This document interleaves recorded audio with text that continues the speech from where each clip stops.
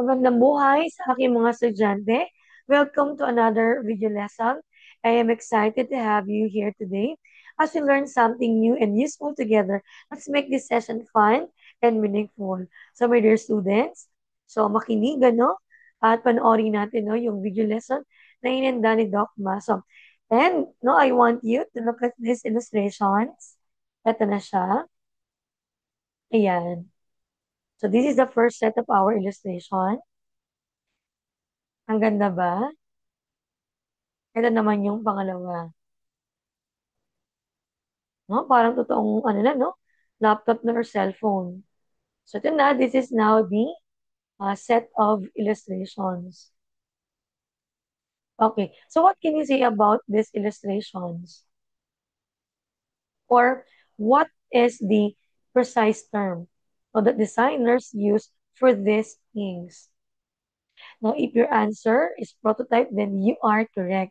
Now, tanungin ko kayo, what is your idea about prototype or prototyping? Okay? So, some says that prototype is a replica. Totoo naman, no? And, some book, no? Um, some book called this prototype as, early sample. Model or release of a product built to test this what we call concept or process. Okay, next. And also sometimes it is called as materialization. And prototyping now is a step between the formalization and the evaluation of an idea. So next slide. Okay, take note with your students, no?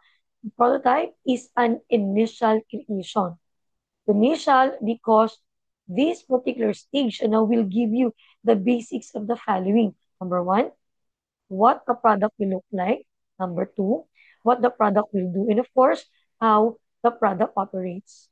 And take note, a prototype is not your final version. Okay?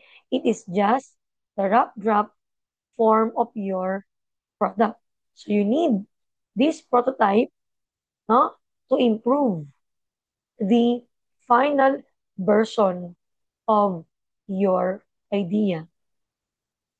Another, prototype also helps you get a solid idea of what the product will make. And of course, it will help you, no? If you will do some alterations, modifications, or, do something for improvement, then prototyping or this stage will help you. Take note, it's better to do some alterations while you're still in concept mode. Okay? So a prototype is a replica, yes. Now it is used as an early model. The purpose is, of course, to test the product and, of course, to get feedback from stakeholders before, of course, they can invest in your idea. They need first to see the product, how will look like, and how, of course, no, the product will operate before they give you the final say, no, if they will invest or not. So in conclusion, a prototype is a vital early model that allows creators to visualize, test, and improve a product concept. While it may not be fully functional, it's okay because it provides valuable feedback and guidance, no? Making it an essential step forward in developing a successful final product. So let's talk about now the importance of prototyping. So let's have this reading passage. Okay, I want you to study this slide. And let's answer this question. Why is prototyping important in product development?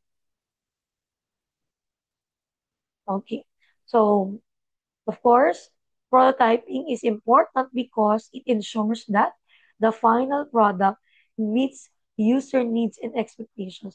At the end of the day, no, babalik tayo doon sa tinatawag na user satisfactions, expectations, and needs.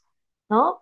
Because our client is um, our client no should be satisfied because if not no they will not um, purchase no the product or even um, sell no through mouth this product to their friends and other people.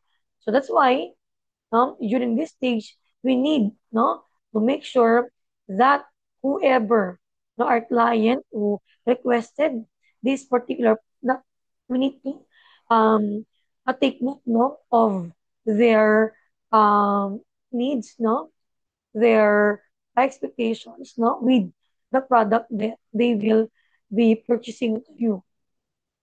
Next, how does prototyping help reduce risk? Of course, no, prototyping will reduce, no, help us reduce risk, right? Allowing teams, no, to detect design flaws early. No, it will reduce the what we call risk costly mistake during production. Next, so in what ways does prototyping save time and money? So prototyping saves time and money by minimizing errors in the final product before full-scale production. Take note, we need to minimize the error during this stage, before proceed to the full-scale production. So, next, how does prototyping improve communication among team members and stakeholders? Of course, no, during this stage, no, it really improves communication by providing a tangible model makes it easier to explain ideas and align visions. So therefore, during this stage, you need to have this what we call effective, and good communication skills so that you will, understand one another, and of course, you are doing so whatever the alterations, no, with a shared and aligned visions. So, what overall impact does prototyping have on the final product? Of course, the prototyping no, will increase the following.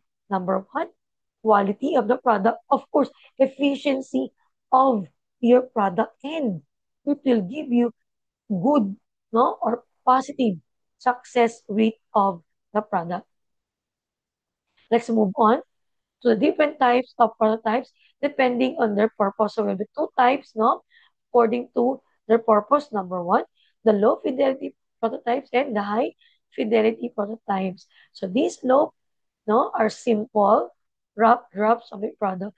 These may include sketches, models, or basic digital designs. So the goal of this prototype is to show the main idea without spending too much time or resources. For example, a quick hand-drawn sketch on mobile app screen, it's not fancy, but it's okay because it can still help you see the layout of the design. The next, the high fidelity prototypes are the opposite. No? These are more detailed and closer to the final product, including real materials or interactive digital interfaces. So therefore, remember this, low fidelity prototypes are quick, simple, and great for early ideas. Now, high fidelity prototypes are polished, detailed, and show how the final product will really look and feel. But take note, both types are important. Low fidelity no, is very good in terms of brainstorming, and high fidelity naman is good for testing and finalizing ideas. So that's how prototypes guide us from rough ideas to real products. Okay, so test if you really understand the lesson. I want you to get your notebook and answer our written work number 6. So you need to write true if the statement is correct, otherwise false. So these are items number 1, 2, and 3. Pwede na kayong sumagot. Next, numbers 4, 5, and 6.